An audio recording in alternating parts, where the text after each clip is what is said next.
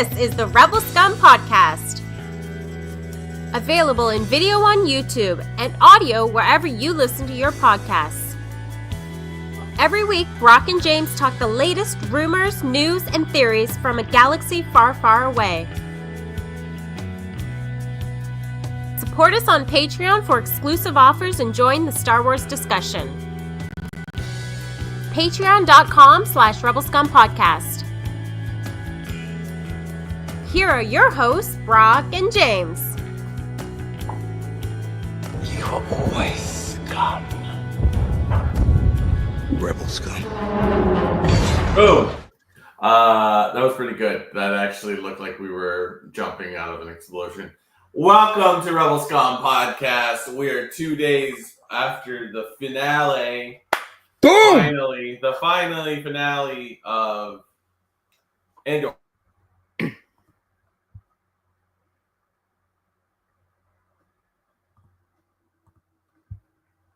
Oh, where'd I go? We're just getting straight into spoilers. So if you haven't watched it, Spoilers! Or just be ready for it to be spoiled. James, what is your initial thought after watching the last 3 episodes? Like my honest thought, or like the one that you want to hear? No, my honest thought was they're one and the same. like my honest thought was they could have made 2 movies, and we could have had the Rogue One trilogy if you made the movies. But instead, it was a phenomenal show. I thought it was a phenomenal show. But it should have been a movie. And the last 3 episodes, I think I understood why they dropped all at once. Like it was one big long boom, boom. Like there was no stopping. It was kind of like, we're gonna get a different crew, I guess, to work on the next episode. I thought it was phenomenal. Yeah. And I actually I texted you. You were working. I knew you were working. Yeah. I knew you were, but I wasn't going to text you spoilers. But I think I said something like they nailed it already. And I was. No. You said I love Andor. Go ahead. And I was. That's all you said. This is where I was in the episode. So now that you know, It was Lonnie sitting on the bench with Luthen, saying they're building something, and I was like, yeah. It's perfect. Yeah. It's already perfect. I was like, right at that moment, I'm like, I just kind of had this feeling like they're going to nail this. And like they have one thing going for them that Mandalorian doesn't have, that Ahsoka doesn't have, that Boba Fett, we know the conclusion, right? Like the prequels, we knew the conclusion. So how's that going forward, I suppose? But all in all, without talking about too much yet till we get there, I thought that they handled the ending perfectly. I thought everything that needed to be resolved was resolved. And that end shot of Andor walking ended everything else without saying anything, without doing anything. It was like this perfect button on it. And it was so satisfactory. Because like, if you think about it, what Wilmon and Val, who the hell? Well, why aren't they in Rogue One? It doesn't matter. That last shot kind of tells you everything you need to know. Yeah. And we'll get into more. But what were your initial thought? What was your initial thought about it? Yeah, I was just like, this blows my mind. My answer to you when you're like, I love Andor, I was like, F you, I'm at work. And I knew what I was doing. I don't curse at my friends, but I just I was like, no. I made sure not to say anything, but I wanted to send you that because of how early in the show it was. Yeah. Like it was like, anyway. So any other thoughts? It was great. And it was a perfect ending without actually it ended, it wraps up all the storylines. But it's just like, it's such a cool way of just doing the story where it's just like, you get wrapped up in each storyline, right? And you're like, okay, the next week we're gonna find out what happens. It's like, no, you're not, because a year has passed, and you're like, all right, stuff changes in the year, so it's like the closure that you're waiting for is already happened off screen, and it's just like, and then like that's Star Wars to a T. It's just like you're just thrown into the like this is what's cool about it. It's just like you're thrown into it. I thought it was a great ending. It's just like for the first half of like all of it is about like who Luthen was and how him and Clea come together. Like it's just like you didn't even need to tell that story, but it's so compelling. Yeah, I had watching it. I think that was one of my favorite episodes. Yeah, which I said last week, but it was so good. And the thing is, like you said, you didn't need it, but you kind of did because of how important Luthen is to the story and the rebellion. Yeah. But also, like they should have like stop naming the shows after characters, right? But like. So I gotta say, so that one started, and I was like, this is a strange choice for the last couple episodes. Like, it was 3 episodes, but it was a one big finale. I'm like, this is a choice. And then they went to the flashback the first time, and I was like, ugh. That was my reaction. I already texted you that I loved it, and I thought it was perfect. And then that happened, and I was like, I might have to go back on my text. But then you see what they're doing, and like I think it was the second flashback. I was like, oh my god, she's gonna have to kill Luthen. Like I was like, oh, this is where we're going, because they had to show you. Because last week, remember, my problem with Bix was we didn't get enough Bix in that arc from when she left. I was like, but this one, it could have almost been the same, but they showed you that while it's happening and intercutting it with the events of her Mission Impossibling into that hospital. I was like, this could have been a whole series. I would watch this weekly of these two. And so I never went back on what I said about Andor, loving Andor or anything, because it paid off. And I thought, I don't know how you felt about it, but the flashbacks were used just enough. Like there was one flashback that I thought was going to overstay its welcome, and it stopped. And I was like, okay, good. Because it wasn't like, for me, Book of Boba Fett, I was good with those flashbacks because they were the story, I felt. Yeah. Whereas this one wasn't the story. So I was like, I don't want to be there too long. I want to see what's going on. And for me, I felt like they never stayed on too long. They just, here's the point, move on. Here's the point, move on.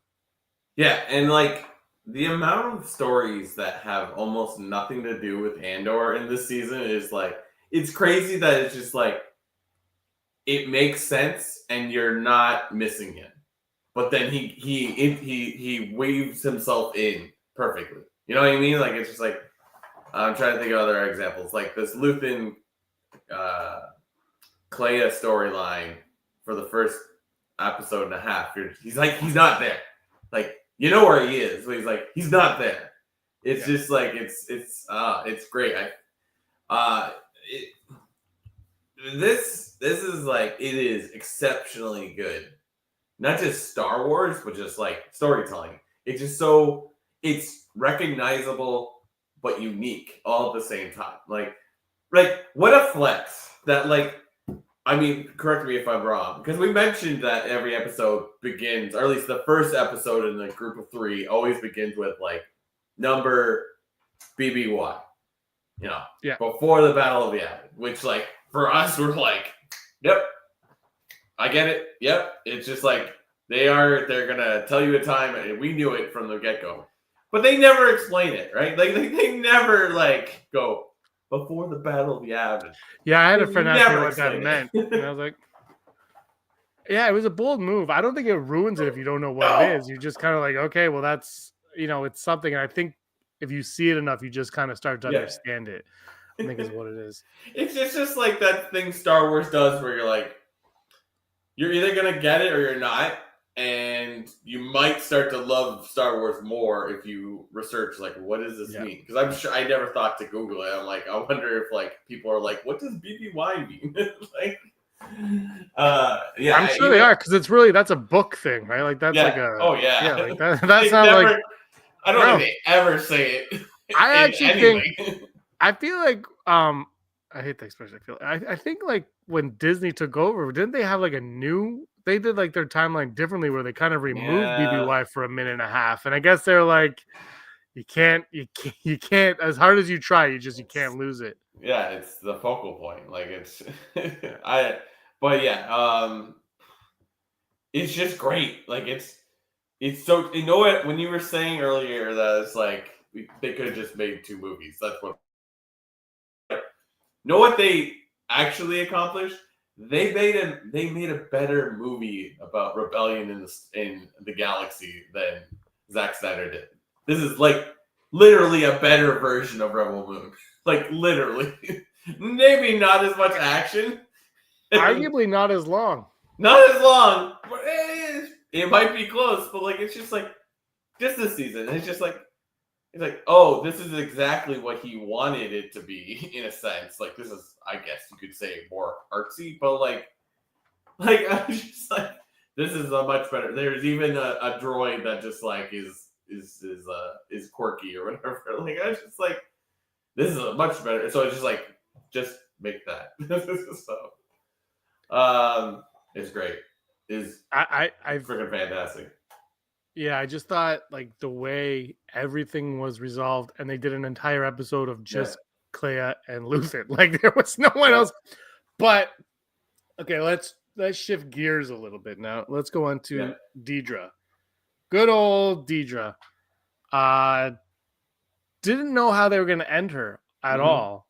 But I will say this. So I don't watch the recaps on these shows because first of all, I watch it, and I don't watch them, but I was doing dishes or something when this one started, so the recap was on and I couldn't skip it, and I didn't really want to because I didn't want to miss the beginning. I don't know where I was. I was somewhere else. I was in the vicinity. I could see the TV.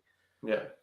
And I was like, oh, they're bringing back the relic from the first season in the recap for the first episode, and the fact that Deidre they were able to bring everything all together from season 1 on, and you're like, oh my god, that I completely forgot about that thing.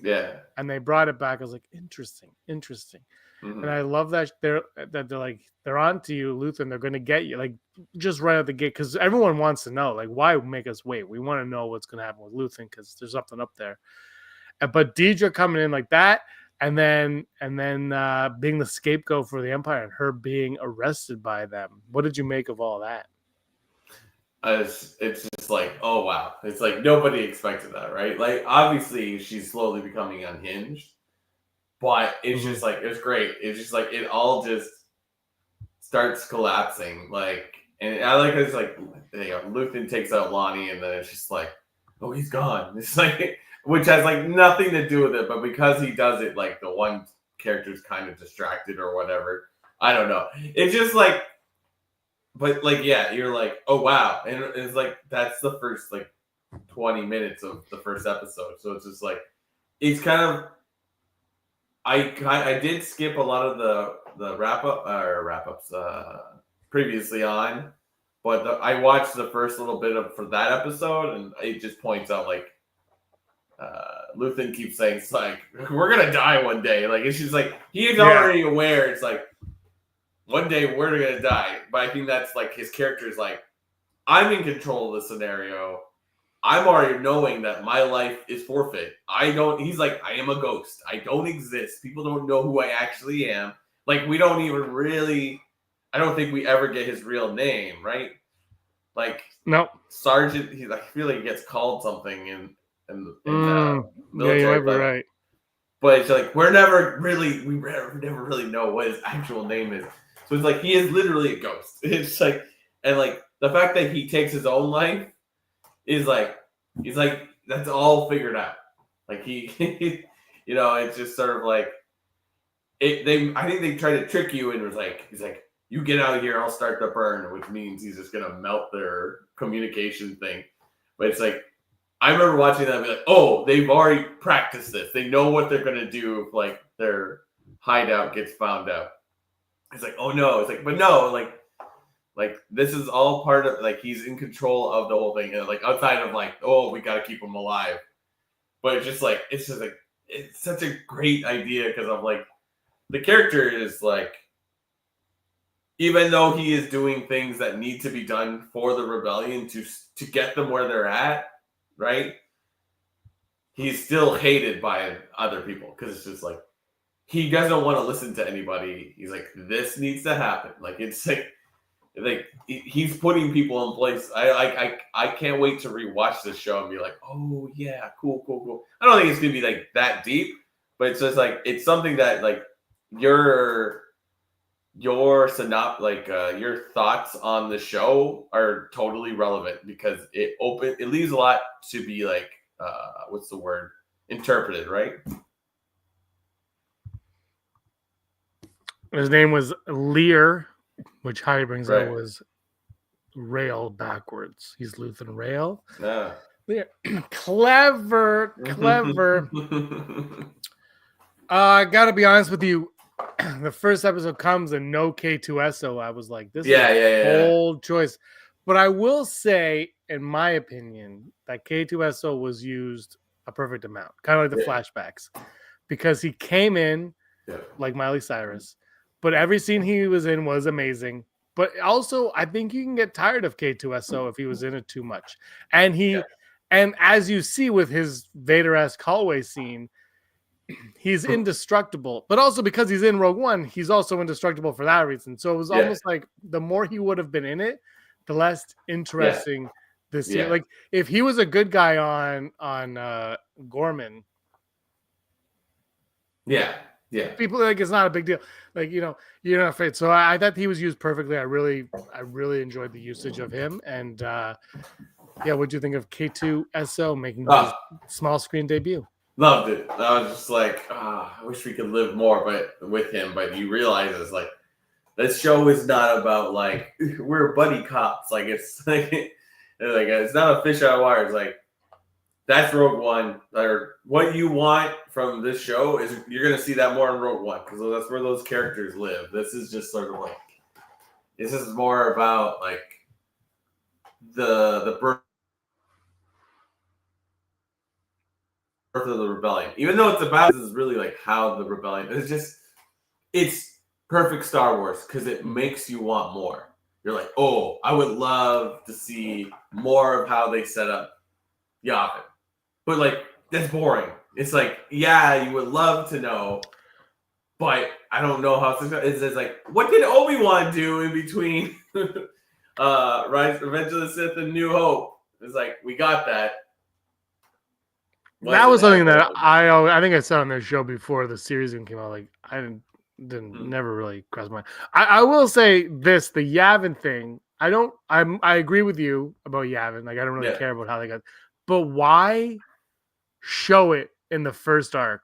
Like why have Andor on the first arc? Was like without really explaining it. Like why was that the planet he chose to go to? Was that something that they've been talking about for a while? For the rebellion, like something going on there. Like it just seems kind of random that they decided to throw that into that first arc. Yeah, I'm not sure. It's just sort of like they can, so let's do it. Like it's sort of like perhaps the group that we leave there does help along the way to getting to the big group getting there. I don't know. But it's not shown. Like that's what like it almost seems like what was the point of making that planet Yavin in the first arc? I don't know. Just for that, you'll be like, oh, get ready. This show sucked. it's all like fan service. It's so that they could be like, here we are in Yavin, and you're like, you don't need an explanation. It's like, oh yeah, they were there in the first, like, that's it. And Cassian said we should go there. There's a bunch of crazy Lord of the Rings guys there, Lord of the Flies guys there. Yeah. Lord of the Rings, the Flies. But the Lord of the Flies have grown up, and they're not so cute. Oh, if only one of them had the conch. Yeah, it's great. Heidi's saying to show how far they go. Yeah, I get it, but like, why did they choose Yavin? I still don't. Yeah, I think that's probably the one loose end that I would like to just understand why they did that in that first arc. Loose end. I don't know. But it's just like I think you said it already. It's like who cares? It's like it just gets you there, and then you're good because it's like this show is fully aware of like we don't need to. I feel like you could argue there was a really good twist at points. I don't know if there's no Luke, I am your father. There's moments where you're like, oh, that was crazy. but like it wasn't giving into the fans and being like, oh, here's the craziness, like here's that crazy, like, oh, I can't believe it, like even I don't know if I like it or not, but it ends with Bix walking. I mean, we get to see that B2 Emo is not alone anymore and has a droid friend and is with Bix, but then Bix walking through the wheat field with a baby, and it's just sort of like, I don't know how I feel about it, but it's just sort of like Heidi had that as one of her odds last week. Yeah. So it's just I'll like say, when Heidi brought it up, I never even gave it thought. I was like, before she brought it up, I'm like, it never crossed my mind that would be a thing. Yeah. But then when it happened, I was like, you can look at it two ways. The corny way, like, oh, great. But the other way for me is just looking like we know where Cassian's story is going to end. Yeah. And he dies for, the rebellion. And so I think it was this way of, because look, in Rogue One, when they die, it's like, fine. Yeah. But now we've gone on a journey with Andor. We've seen what he's gone through. Yeah. And it was kind of a way of showing, like, he didn't die for nothing. He grew up, with this empire, fighting the empire, all that stuff. And now he's got this child out there who was born out of that rebellion in safety and is going to grow up without the empire because of what Cassian did. Yeah, just kind of like show, like, there's hope for the new generation out there, and it's because of the sacrifices that people like Luthen and Andor made. So that's kind of like where I took it. Because, I think if I didn't think about it, I probably would have been like, do I need that? Do I need that? And Heidi knew it. I would argue it's still vague. If like, you know what? I don't want it because it's like, why does everything have to be like, and then there was a baby? Like, it's just sort of like, I don't know. I would argue it's still pretty vague whose child that is. Well, I think it's it. I think it's.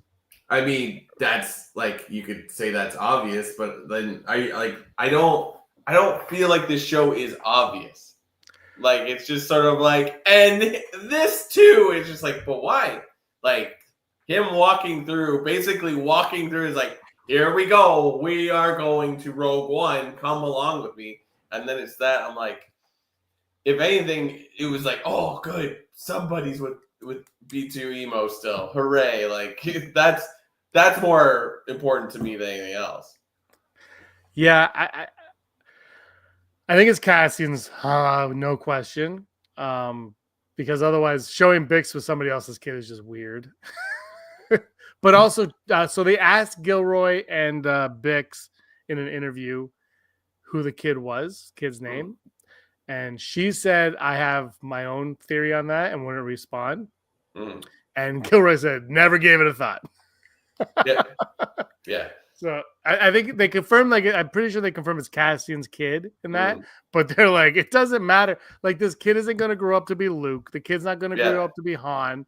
Yeah. The kid is just this kid to represent, to show that life goes on in the galaxy, blah, blah, blah, blah. So I think, but anyway, it's Poe Dameron. How? How? Okay. How? So, she changes her name to Bix Dameron. Are you following me? She's Bix Dameron. Yeah. And he is and Cassian was a pilot. And Poe Dameron is one hell of a pilot.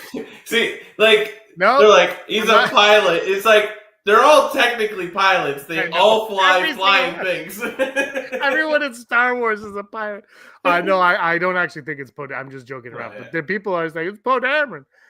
Like, yeah, if they retcon those comics, I don't think many people would care. But also, it's definitely not Poe Dameron, because that would mean Poe would have been 19 years old when the sequel trilogy comes out. 20 years old when the sequels come out. He'd be too young.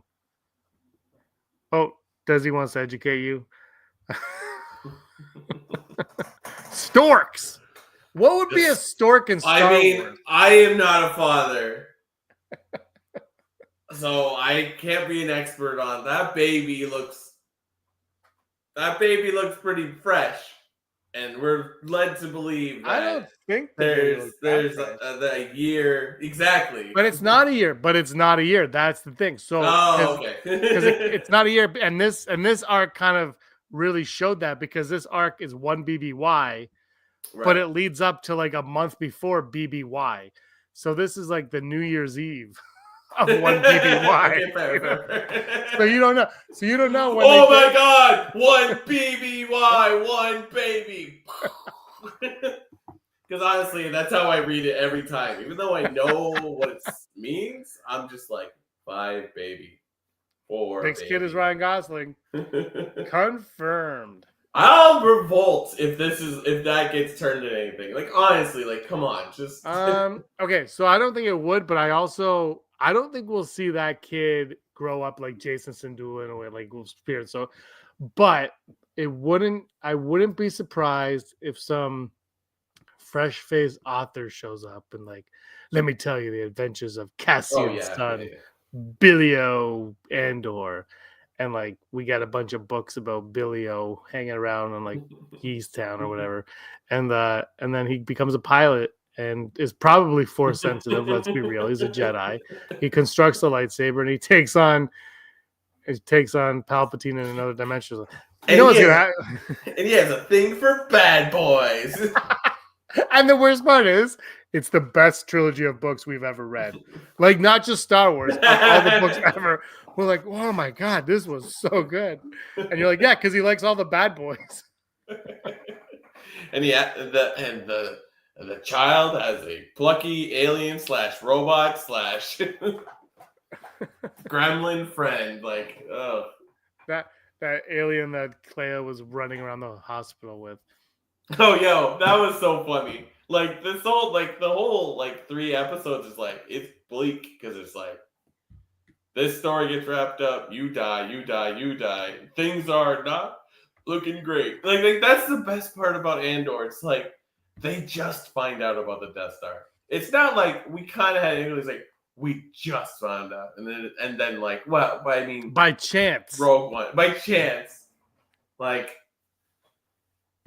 It's crazy, and it's like the turn on Dedra for these 3 episodes. It's great. It's just like, yeah, she doesn't. It's just sort of like nobody matters in this rebellion because there's a super weapon that will just destroy a planet, and then also we have the original trilogy that's going to come along, and it's not going to matter because regardless of how hard they fight, they will always suffer and lose and not have a happy ending because they are not Luke and Leia and Han. So it's like it's just like it is the beauty. Like Rogue One, you get that where you're like, oh, these people, like, they are doomed.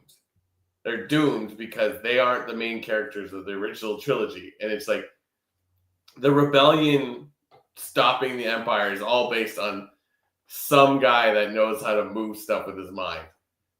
Like, it's just like, it's like, if he's not there, the thing just continues, right? Like, and it's like, it gives it such gravitas of like, oh, this is just like, we're just like, I can't live in this galaxy where like, we're just being subjugated. So it's like, we'll do whatever it takes. And this series just makes it so much better. Like, I honestly just want to rewatch season 1 and 2 and then watch the movie. It's funny because like when the prequels come out, you watch them. And whatever you think of the prequels or thought of them at the time, it doesn't matter because you're like only 19 years. Like who, like how are people forgetting about the Jedi, this and that? And then this show comes along and there's no talk of Jedi. Yeah. But this season comes along and, you got Bail saying, may the force be with you. Like, and then you have like the healer and stuff. So it's subtly there. Yeah. But you're like, oh yeah, because the Empire wants no one, or the Emperor wants no one to speak or remember the Jedi. Mm-hmm. They've been wiped out. Like Bail knows all about the Jedi. Mon Mothma knows all about the Jedi, but they're so wiped out that it's not even referenced until the very end. Speaking of Bail Organa, the recast still does that. Are you still mad about that? Did you punch a hole through your TV because of the recast? No. There was a point where I'm like, oh, right, this is not Jimmy Smith. Like, I know I keep saying I could constantly confuse the two, but I was just like, it wasn't is it Jimmy Smits or Benjamin Bratt? It's just Bail Organa. Like that's who I see. Like that's the character, and you're like, this story fits with everything else we've seen with Bail, and you're like, oh wow, and it's just like, it's like you are like in like his character. You're like, oh man, like you're a worthwhile character, and you are going to be blown up in like a very short time. You're like, whoosh, like it's just crazy because it's like, yeah, like these people are just going to their deaths because they believe in something. It's like, yikes, that's wild. Yeah, I think this show is just perfectly shows so much about. I think like Rebels was showing a lot of the stuff, but like in a children's show. So you saw it, from that perspective. And this one really made you go like, oh yeah, so the Empire was really evil, but not evil in the original trilogy where it's like this mythical, Palpatine thing, like a Sith Lord. But like evil in that, oh, this is what they're doing to people, which there's some books that I've read where they've done that very well. But books, like we said, books are great, but books are books. And to see it like in live action more than anything and fleshed out the way it was, and you got to spend time with Imperials. Yeah. And like Cyril, for instance, like, okay, he's evil, but he's not evil. He thinks he's doing the good. He thinks he's working for the right, and the rebellion is, but then you also see the rebellion with Luthen and Saw Gerrera, where like they're doing good, but are they like they're both kind of crazy people. Yeah. Saw Gerrera's cameo, fantastic. We know you're on Jedha. No, I'm not. What do you mean? No, I'm not. We can see it behind you. Nope, nothing to see. Nothing to see. Yeah, it was so good. It's just like, it's just perfect, and it's just like you make him look a little bit crazier than you did the last couple episodes. And it's just like it's perfect. It's wild because it's like you have Cyril, who's kind of like really obsessed with proving he didn't fail, and Dedra like, I know there is a person that's causing this, and we take that person out, we end the rebellion. It's like they have this like cause of like they have to do something, and like one gets wiped out kind of by the other, and then Dedra is like wiped out by Krennic, who, when you think about it, is just as crazy. He's so obsessed with like being the guy, right? He's being used basically by the Emperor and Tarkin in a sense. It's like the Empire is just mindless soldiers and people that are just obsessed with being successful, I guess. Like, I mean, you probably quantify something else, but it's just like what Krennic is just like. The Krennic's not like out for vengeance. He's not building the Death Star out for vengeance. He's like, I believe in this, and this will get me up the ladder. But then it's just like he's knocked out as easily. It's just like, if anything, it's like this is the Emperor doing his thing where he's like, I'm putting the pawns in places, and like you'll never figure it out. It's me, but we all know it's him. We all know. I know it's you. Let's go into Krennic for a little bit. He was in this season, but not very much, sprinkled in here and there. I think he not in the third arc. I think the last arc or the second arc. I think I can't remember. We talked about this last week. I wasn't sure how much he would be in it. Again, he's a character who is in it just enough. His presence is felt when he shows up. And I thought in this arc, whatever episode or episodes he was in, I can't remember. What he did, I thought was great. I thought, what's his name? Ben Mendelsohn really was really chewing up the scenery with him. I thought he was having a lot of fun with it. And I thought he was a true villain now. Like he was like you said, like he's a villain, not a villain, but he's a villain. Like he knows what he's doing. He wants to work his way up and he knows how to get there. And he'll use whoever he has to do it. And I thought he was spectacular. Like when he grabbed Deidre's head, it was just like, we'll do it without you. I was like, he's a bad guy. He's a bad guy. I hope you die, Krennic. He's only got a few months left. Yeah. I thought that was great. It was like choke.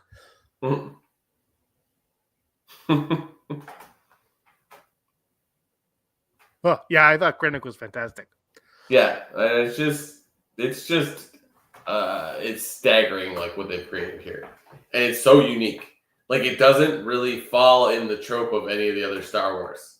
Like it exists in Star Wars, but it doesn't do that thing that it doesn't try. I think we already said it a bunch of times. It's like there's no amazing reveal that's just like shocking. It's like if anything, it's just like the brutality is more shocking than the like. And I don't know what was like a cool reveal in this. It's like not much. I mean, I feel like Cyril being shot in the head, and you're like, oh man, or like a lot of the fight scenes, you're like, oh god, like it's shocking more than aha, like. And it felt like it wasn't trying to withhold information from us either. No. Which was something I know no one was here, but like Star Wars, I'll just say Star Wars as a whole kind of fell into that trap for a while, where it's like, we're not going to tell you everything. Surprises. Like I don't care. Yeah. But your surprises, I care about the story, and the surprises should be part of the storytelling. It shouldn't be. I don't watch Star Wars for the twist. I watch it for what's going on. The twist is just a bonus. The twist helps. It proves that like interesting characters will win you a good movie. Like the characters, like the villains and the heroes are just as interesting. They're equally interesting, right? Like Disney just said, poor Cyril deserved better. I'm like, yeah, he's a great character. He had a weird view of the galaxy, but like he was interesting. We could have watched him throughout all 12 episodes, but like I think he got the right amount of story time, and it's just like Luthen is very, very cool, and it's like, or just everything that Andor does, you're like, oh, let's go on fun adventures. Oh, let's go on a cool mission with K2SO. But like, I don't think it ever really is like that. It's just like they are just doing whatever it takes to survive. So I don't know. Automated Joy brings up this point. We basically got all the answers except what happened to Cassian's sister. That's true. I gave this a lot of thought, and I think I know the answer. Anyway, if it's not the real answer, it's what I'm going with, because I thought of it too. Because I was like, oh, we're not going to get his sister. But then at the very end, before the big moment, he dreams about her. Yeah. She goes, Casa, right? And you're like, oh, okay. And my thought was, we're not going to get that. It's not necessary to anything that's going on. I mean, he needs to find his sister, but we don't know what happened. She might not even be alive. Yeah. We don't know anything about her. Yeah. But I kind of thought they did wrap that up in a way that the memory of her will always be with him. Like it's something that he's going to carry with him forever. And that was the beginning of that end moment that I was just like, everything just felt perfect in that moment. Like they just and the music, it was like, I don't know who did the music, but whoever did the music was like, this is perfect. Like the music like acknowledged how perfect it was. And that was probably a 3-second walk that got slowed down into 4 hours. But it was like, that was the beginning of it where I said, okay, we're not going to get an answer for his sister because we don't need one. There is no answer to his sister. He'll never get the answer to his sister. And that's just part of life too, is you don't always know. But he hasn't forgotten about her. She'll always be in his mind. And then that amazing moment happened at the end. Yeah. No, it's never thought about that once on me, Joy. I'm like, come on, guys. Like, if anything, Clea looks like Leia. Like, let's be real. I don't know. It was great. I think like this, our Star Wars fan obsession with the who's related to who. I think this show does that as well. Where like they're like, we don't worry about it. We're not going to do that. It's like, yes, it's fun when everything connects, but like these are just people trying to survive. Like it's. I still think it's Bix. Right. Make it weird. That's Star Wars right there. Yeah. It might be B2 emo. We don't know. Yeah. No, it's just, I don't know what you do to outdo this. I don't think you do, and I don't think that's the point. I think it's just like, it proves that like you can trust Star Wars to different people and different writers, because yes, the Gilroys are like the main force behind this, but like each episode has a different writer, I believe. Don't quote me on that, but it's a different name. So it's like people are capable of writing something that's worthwhile, and also you can trust your actors to be like, here's the story, and they'll deliver, right? Because like words on a page are one thing, you need that delivery. It's like it doesn't need to be Mark Hamill every time. Am I happy every time Mark Hamill shows up on screen? Absolutely. But the next movie doesn't have to have Rey. It doesn't have to have Yoda. It doesn't have to have R2. Though I wish R2 was in every single one. But like, you know what I mean? Like, it doesn't need those things. It's proving it. So it's like, it doesn't need to have a connection. It could just exist. So, but then also we get the Acolyte, where it's like kind of has zero connection outside of that, and maybe I don't know. I think story is important, so it's like I think you've said this a million times, James. Like if you don't have a story, just don't do anything. Like don't bother. Yeah, I think this was a great story. Like this was like that's what this was. It didn't, and it used Cassian Andor as the catalyst. No pun intended, book lovers, for this story. Like it was just like, yeah, it was so good, and I think it was something that I don't think any of us realized needed to be done. Like I don't think we've ever talked about. Maybe we've seen something similar, but we've never like we need to see this part because we still like. I don't know. They did such a good job of showing the rebellion being formed without showing the rebellion being formed. But you get the other side of that with Rebels again, like a cartoon show for kids. Like it worked out so well. I love how Mon Mothma, like, you're like, oh, that's why we spent 3 days at a wedding with her, so we could see how extravagant her life was. And now her hair is like flat. She's wearing the same clothes she wears in Return of the Jedi. You know, her husband now has a mistress, and like, yeah, I was like, oh, okay, I guess you wrapped that up. I was like, you didn't have to do any of that, but okay. No, but like, you know what happened there. So you see, like, she left everything she had behind to do what she thought was right, and it was just well done. I love that it felt like Rogue One. Like, there's a part with what's the guy's name? I can't remember the guy's name now. Genev, Dadev, Tedev, Tarek, Merrick, what's his name? The guy on Andor, the guy on Yavin who's like the boss. Yeah. The hell's his name? Oh, Drevin. I knew it was Tevin. Yeah, Draven. I knew his name. Whatever, Tevin. So he Draven. There we go. God, I knew that before we recorded. But there's a shot of him, and you see like the screen, and it has like the green on the screen, and I was like, oh yeah, we're in Rogue One territory now. That's where we're at. Because last arc they were on Yavin, but it was Battlefront. It wasn't quite Rogue One yet, and now it was like Rogue One. I'm like, yeah, let's do this. And it just like they did say also, they're like, this is going to bleed into Rogue One 5 minutes before Rogue One. And I think I said last week, I'm like, how are they going to do that?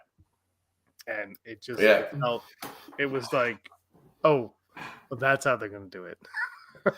I love how they're like, Andor, you stop taking a ship. You stop it. And he's just like, get my ship. Get my ship. I'm getting my ship. Like, it's like, droid, you go over there and turn off. It's like, I'm not going to turn off.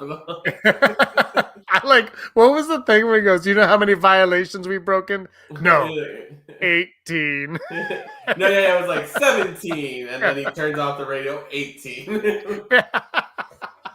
It was so, I love K2S. So I think I forgot how much I really like K2S. So, but I don't want to see him again. I mean, I do, but he's dead. Like, he dies in Rogue One, and that sucks. But I mean, if you reprogram any of those KX droids, do they all sound like Alan Tudyk? Do they all have that kind of snarky attitude? Yeah, like, that's the magic of Star Wars. You're like, how exactly did they do that? And what does that, like, why does he become that kind of character, like, when they reprogram him? Like you're like right away is like, I wouldn't mind if you don't point that at me. Ooh, K2. And then they don't show you he's not in the next episode. They're literally like the next episode is like, this is Luthen's show now, Luthen and Clea's show, and you don't. And I don't know if it's just me, but I didn't miss K2SO or anything because that episode to me was so captive. Like I was so in on that episode that I wasn't like. I at one point I was like, oh, people are gonna hate that Andor is not in this episode. I don't. I mean, I also didn't care about the Book of Boba Fett episode when Mando showed up. This makes more sense than that, but at some point you're like, oh, I want to see Mon joining the rebellion and being the leader. It's like, no, you don't. Like, you don't need to know that. You just need to know that she's at Yavin on Yavin at this point. Yeah. That's all you need to know. That's it. Like, you know what happens next. Like, did she? She didn't show up until the third episode, I think, right? Like she wasn't like it was at the bitter end, I think, when we got her, if I'm not mistaken. Because they have to get Clea back to Yavin, and I feel like that's the very, very end of the second episode. I agree with Automated Joy. Yeah, like we could have seen at least 5 or 6 more episodes, if not a full season. But it's sort of like do you beat a dead horse, for lack of a better term? Like it's just like you keep making it just because you can. Like maybe it's better if it's one full narrative and you're good. I've said this. We started the show this way, but if they could have just made a couple movies, then I would have been as thrilled about it. I will say though, I don't own any of the Disney Plus shows on Blu-ray. But this season is one that if it was like not $90, I would consider, because I could see myself potentially like Mandalorian season 1, and I think Book of Boba Fett, for all you Boba Fett lovers, are the only 2 shows I've really rewatched. I feel like this one is one that I'd be like, I really want to watch Star Wars. This is something that I would go to. Now, this final, like season 1 I love, but season 2 was like, it was better than season 1. I don't even think it's a question at this point. I think last week cemented that. Like last week, so the first 3 episodes, I was like, it's good, and then it got better, and then 7, 8, and 9 was just like so good. You're like, I can't believe they did that. And I don't mean like what they did was so spectacular. It was just well made. Like you said, like there were no bells and whistles. It was just, here's the story, it's good, and we're going to do it in a way that is quality. And they did, and it paid off, and it worked. Yeah. I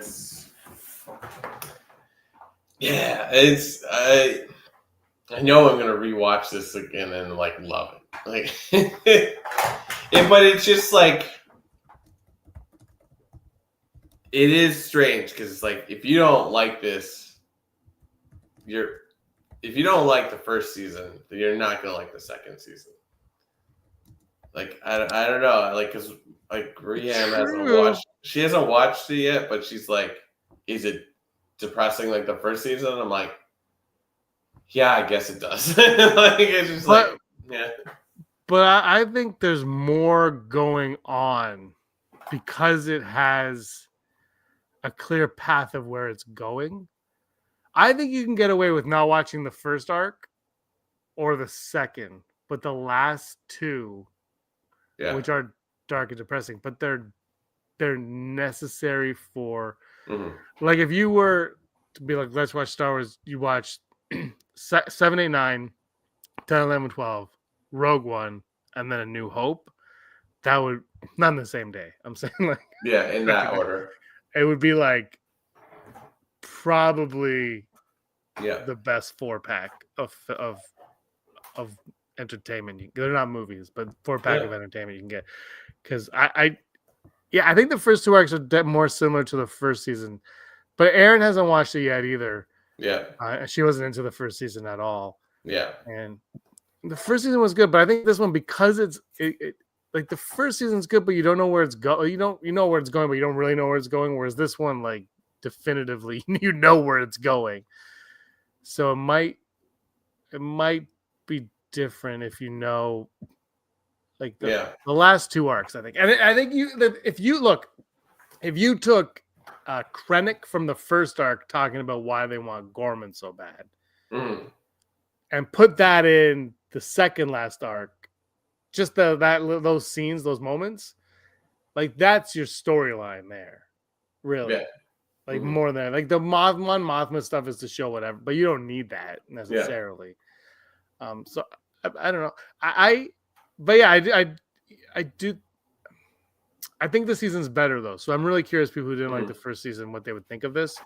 Yeah. Now there are people who are stubborn that won't like it no matter what, but I wonder. And again, I think the first two arcs maybe their minds don't change, and maybe they're too far. They're like, I don't want to watch the rest, but I would like to see like what Rehan thinks, and maybe I'll get Aaron to like the last two arcs were just so well done. But they're not Mandalorian. And if that's what you love about Star Wars, then it's not for you.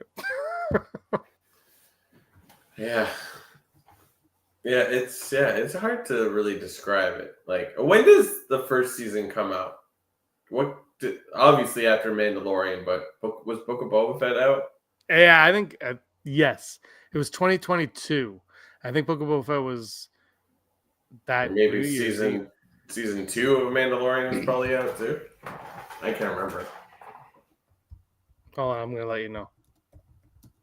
So Book of Boba Fett came out in December 29, 2021. So Andor was right after. Obi-Wan was in between it as well. Yeah.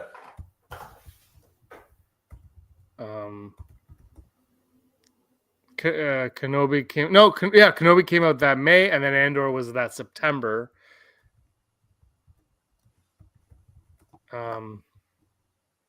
And there would have been 2 seasons of Mandalorian. It's like it's a real like. Oh, I was gonna say it's like it's a real. You're taking a real swing at whether the Andor show would work. But I guess like if the guy that made Rogue One is like, I got an idea, or was part of Rogue One, it's like, I got an idea for a show. I think it could work. I don't see you not saying yes to it.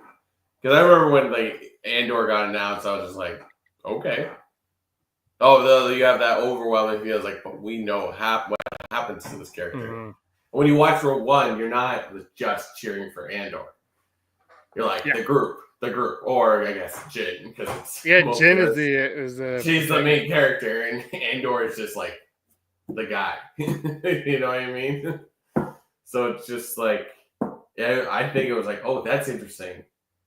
Let's see. So it's just like, I feel like the first season is like, first of all, like, what if we just shoot it in real places? Maybe that'll look different, and people will like it. I can't. It is. Could you imagine like the week after, what do you call it? Force Awakens comes out. Someone comes up to you and it's like, there's going to be a show about a movie that's about to come out in 4 or 5 years ago. It's going to blow your mind. It's like, no way. No. It's just going to be about the Skywalkers forever. There's a show that's going to come out that's a prequel to a movie that's based on a line from the opening crawl of A New Hope.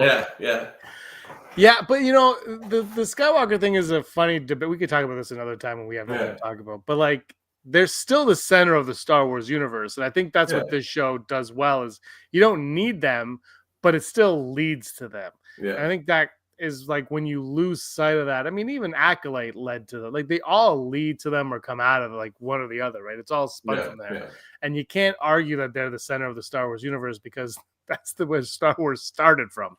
Eventually, you'll tell enough stories that you will distance yourself and whatever. Yeah. But I think just going ahead and being like, nope, Skywalkers don't exist is a mistake right off the hop. Like you've got to like, and I think Rogue One being, the first spin-off of only 2 was such a genius move to do. Cause it's like, here's a story that again has no, like, I mean, Vader shows up, but that was an afterthought, but like, here's a story that's deep within the Star Wars world that you love, right? Mm-hmm. And we've asked this. We'll talk about this another time. But like the question, of course, is what is Star Wars, and when does it stop being Star Wars? It starts to be Valerian. Valerian. I still haven't seen Valerian. I know. I know you love it though. I know you love your Valerian. What else happened in this episode? I thought these episodes were like, again, I thought they were great. I'm going to force Aaron to watch some of them. I don't know about all of them, but some.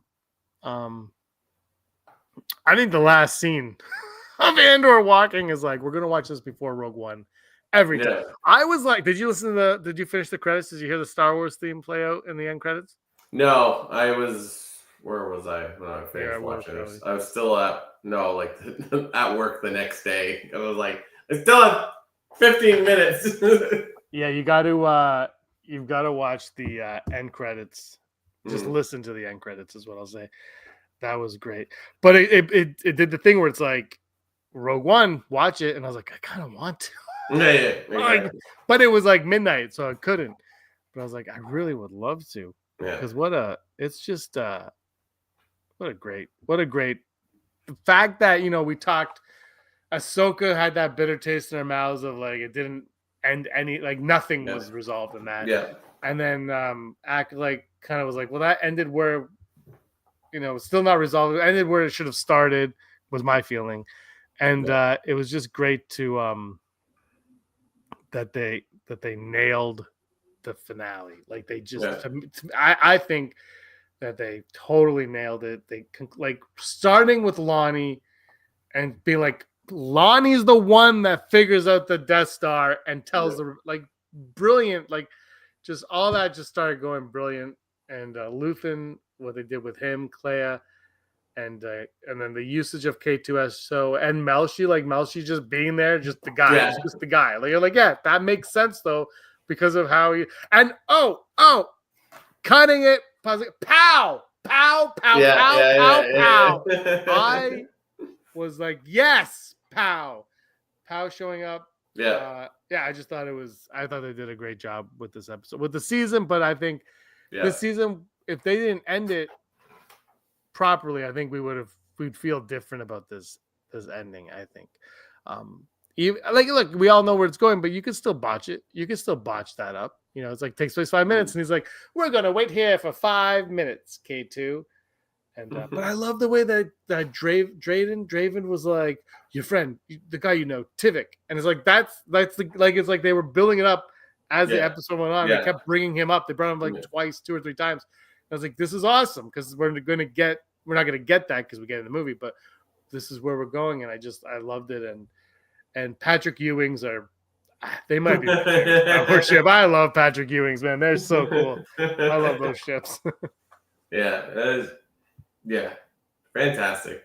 Actually, I have not checked on the Rotten Tomatoes score of this because I remember when the first 3 episodes came out, it was like 99%. So I'm curious where it is. Last week's has episode 8 is 9.8, tied with the season finale of Mandalorian season 2 for the highest, and then the episode 9 is a 9.7. I don't know what these episodes are though.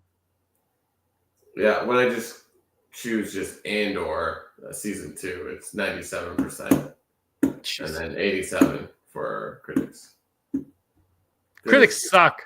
I mean, it's hard. It would have been better if there were lightsabers. It would be better if it didn't have to rely on 10 other movies, which it doesn't. But you know what I mean? Like it's just like any critic's going to be like, "Well, this is relying on that movie you have to watch and all that jazz." I wonder if you showed this to someone who's never seen Star Wars, starting from season 1, episode 1, I wonder how they would understand it and accept it. Do you know what I mean? Like, I wonder, because I feel like they do a lot to clue you into what's going on. Yeah. But also, it's the Star Wars universe. It's already a pre-established universe. Yeah. So I wonder. Like how good is the show without? It's like we might be unaware of how much it's relying on what's going to happen next. Yeah. It's like if you don't know that Rogue One exists, outside of like it ending. It's like, hey, why don't you watch Rogue One and there's Andor again? You're like, what is it? Like that is the fun of being like a new viewer to something where you're like, yeah, oh, more stuff. It's like we're not done. Like yeah, if you watch it, just like, what is this? It's like, why did it just end? Where is he walking? And then you're like, what is this show? But I think it would be pretty, if you can get engaged by the first episode, then the rest of this just falls into place. The story that existed in season 2 is amplified by Rogue One, but I think the story itself, even though it has those huge time jumps, it's like it still works. I still feel like the 7, 8, and 9 kind of ended the Andor story, and this, well, maybe 7, 8, 9, 10 end it, and then 11 and 12 are prequel to Rogue One. Like that's when it really started. Even like half of 10 felt like, okay, we're like it really felt Rogue One territory. As when obviously you hear Galen Erso and all that stuff, you're like, okay, we're Rogue One. And then it really got in, like I said, the last episode when they're like Tivik, like, oh, this is just Rogue One now. We're Jedda's name dropped, like we're just pure prequel now. But it was really good, like it was really well done. So 7, 8, and 9 just felt like this is like it all kind of Cyril, all that stuff kind of came to an end. Like hunting for Andor was over at that point, right? So that kind of worked, and I really enjoyed that. And they nailed it. And that's something else. Oh, Bail Organa made the. What did you think of Bail and Andor's relationship and the use of "May the Force be with you"? I think it works. I mean, Bail knew Jedi, so it's just like, and he respected Jedi, so like he used the thing that they would say to each other as like a sign of respect. I don't know what to think of Andor and Bail's relationship. That was the other question, right? Yeah. Yeah, it's just sort of like you don't really see them together per se. I feel like the Bail character is much more aware of what's going on than we know, right? That's why he's so good at being like, he's like, Bail's kind of like Luthen, where he's like, I know what's going on. And we are just going to let it play out. They're like Yoda in a sense, where it's like, I know what's going to happen, and I know I have to let it happen. It's just sort of like, they're like the narrators. They know what's about to happen. So I don't know how to like describe what he feels towards Andor outside of Bail's like, I see you and I know what you represent. So yeah, I kind of agree with that. I'm always up for more Bail, even if it's not Jimmy Smith. I'm up for Bail. Although that's the only thing, the continuity of that going from this to Rogue One, you'd be like, it's a different actor. Yeah, that might be confusing. Oh, he wears very similar clothes to Rogue One, though. Yeah. Like this one, like it takes place 5 minutes before Rogue One. Nobody changes. Like once one BBY hits, nobody changes their clothes. That's it. They're like, this is what I'm in. The end. We wear cool jackets here in Yavin. I do want to see whether it's Jimmy Smits or Brad now. By the way, I do think after the season ends, because remember when they're like, well, we couldn't figure out the schedules and money. Remember, money was kind of brought up, but then it was kind of pushed away. I feel like it was a small role. Smits wanted more money than they were willing, and they just were like, let's just call it what it is. I think he heard what Jeremy Renner did with Hawkeye, and he's like, yeah, we don't need to do that. Yeah, that's probably similar. It wasn't a massive role. I thought there might be more for him to do. He was in it as everything else, just enough. But yeah, it is what it is.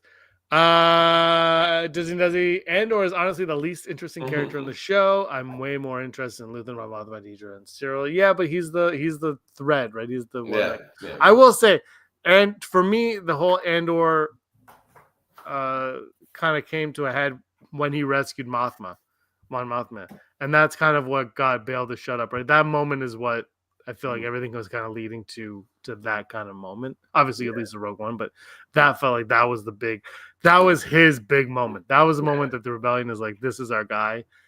and we're going to trust him till the end, and whatever he says goes, and that's why he's allowed to steal as many Patrick Ewings as he wants.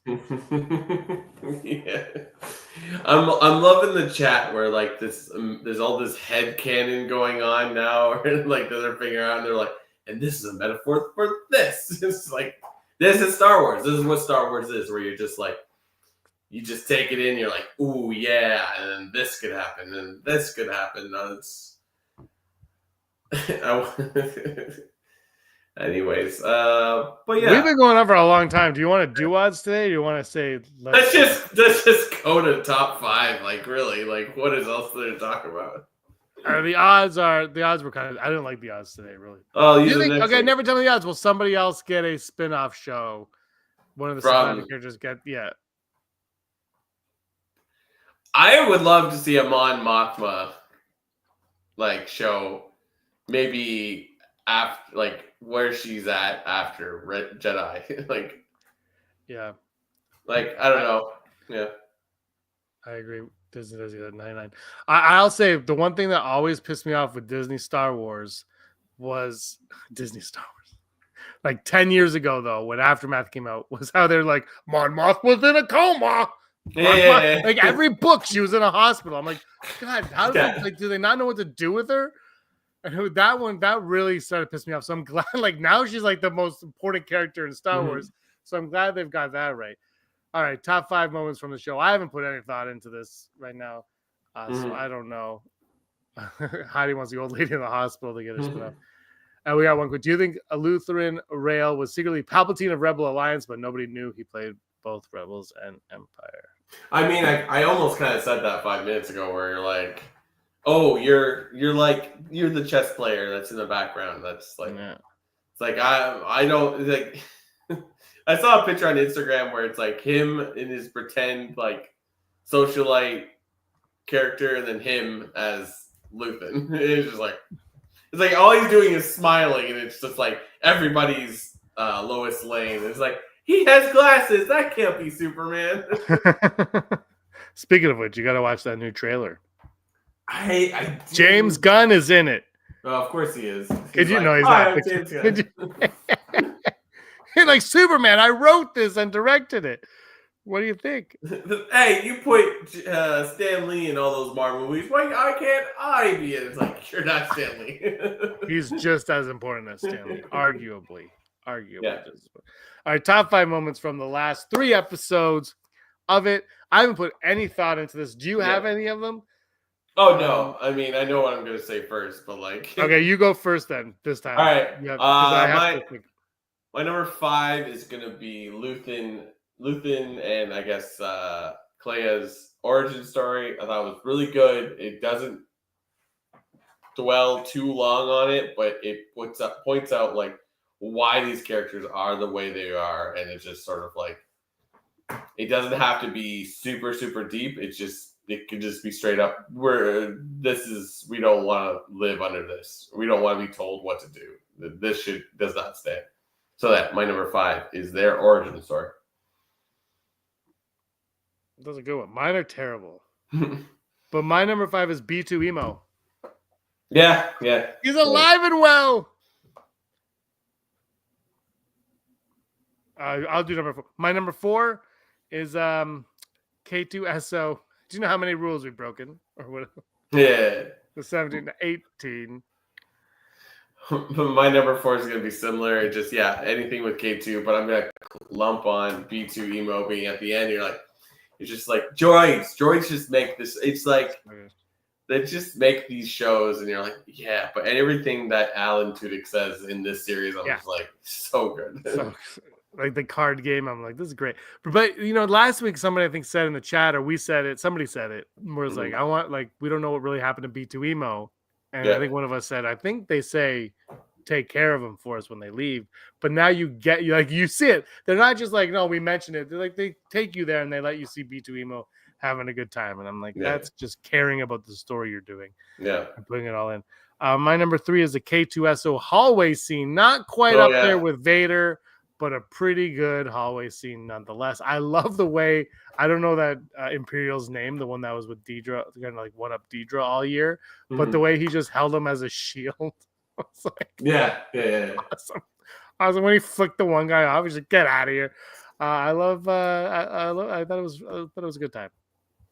My number 3 is going to be the hospital scene where Clea is just like knows how to get through things. It's just like, yeah, you want a character that is almost kind of unstoppable, but like for it to be a tiny little woman is always like, oh, that's cool. Like it's like that character is always interesting, but it's like instead of it just being like a Bruce Willis or Sylvester Stallone kind of man character. It's like this woman that just easily blends into the background.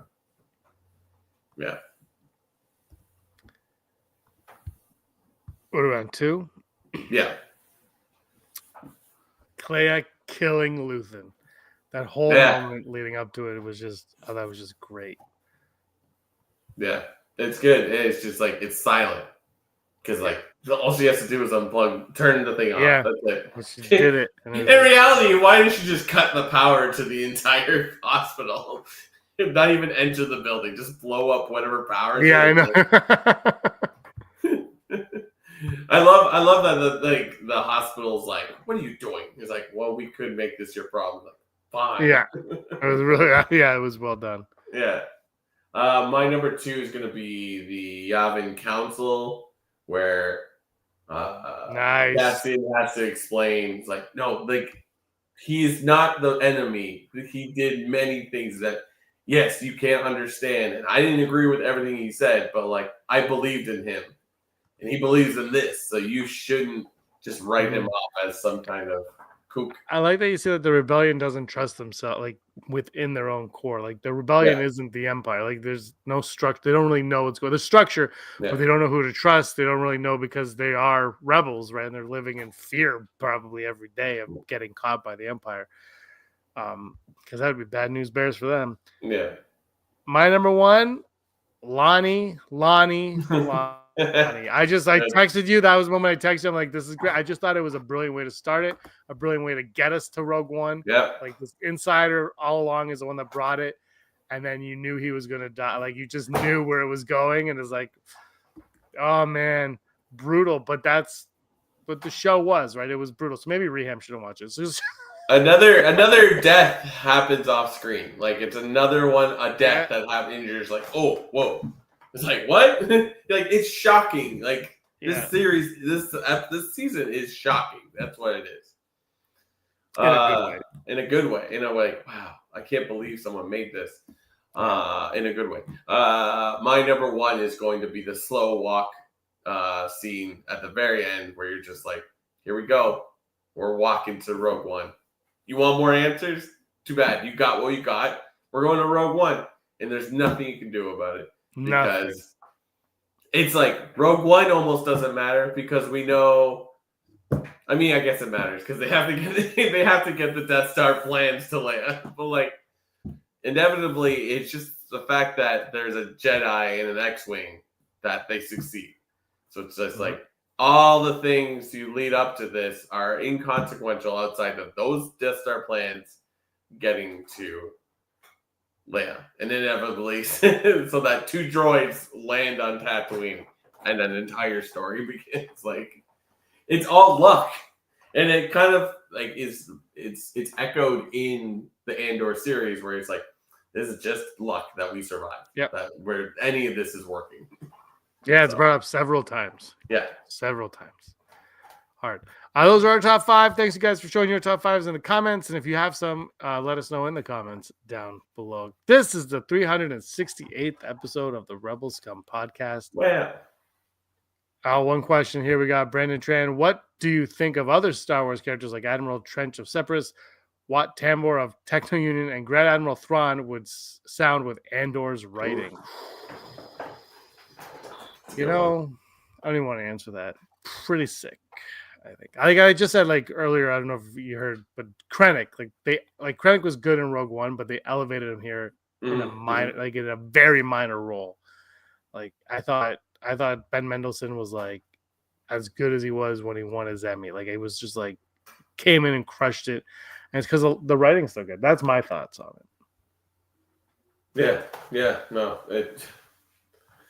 Yeah, I mean, I think that is what was missing from Ahsoka, where we're like, oh, here we go, live action Thrawn, and they're just like, don't worry about it. I got a zombie army. And you're like, okay.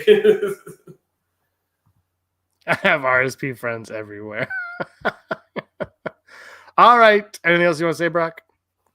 No, thank you all for joining us tonight. I appreciate it. We went pretty late, but this was. It's just.